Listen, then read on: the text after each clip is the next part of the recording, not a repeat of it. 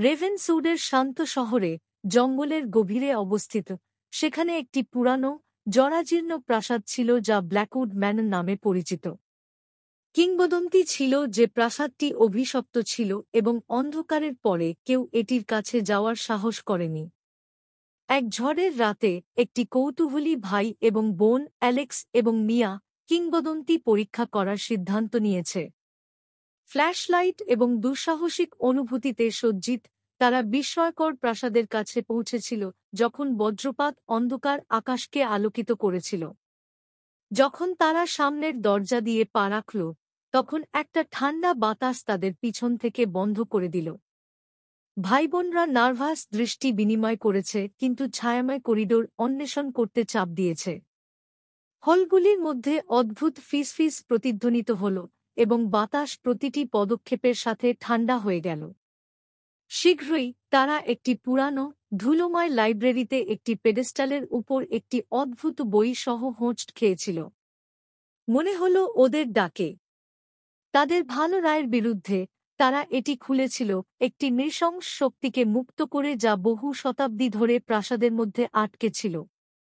তাপমাত্রা কমে যাওয়ার সাথে সাথে ভাইবোনরা তাদের হৃদয়ের চারপাশে বরফের আঁকড়ে অনুভব করেছিল। ছায়া দেয়ালে নাচছে, অশুভ রূপ ধারণ করেছে। প্রাসাদটিকে জীবন্ত মনে হচ্ছিল, মেঝে বোর্ডগুলি অদেখা পদচিহ্নের নিচে হাহাকার করছে। পালাতে মরিয়া অ্যালেক্স এবং মিয়া দুমড়ে মুচড়ে যাওয়া করিডোরের মধ্য দিয়ে দৌড়ালেন, ভৌতিক চেহারার দ্বারা তাড়া করলেন। তাদের চারপাশে দেয়ালগুলো বন্ধ হয়ে গেছে বলে মনে হচ্ছে তাদের একটি দুঃস্বপ্নের মধ্যে আটকে রেখেছে। ফিসফিস হয়ে গেল গট্টারাল হাহাকারে এবং বাতাসে ক্ষয় হয়ে গেল। তারা যখন বিশাল সিঁড়িতে পৌঁছল, আতঙ্কিত ভাইবোনদের ঘিরে আবির্ভাবগুলি বন্ধ হয়ে গেল। অন্ধকার থেকে আবির্ভূত হয় একটি ভয়ঙ্কর চিত্র, ফাঁপা চোখ দিয়ে একটি বর্ণালী সত্তা। এটি এমন একটি কণ্ঠের সাথে কথা বলে যা তাদের হাড়ে ঠান্ডা করে প্রাসাদের অন্ধকার অতীতের করুণ কাহিনী বর্ণনা করে। ভয়ে পক্ষাঘাতগ্রস্ত ভাইবোনরা নরক শক্তি দ্বারা গ্রাস করেছিল। ব্ল্যাকউড ম্যানরের মাধ্যমে তাদের যন্ত্রণাদায়ক চিৎকার প্রতিধ্বনিত হয়েছিল।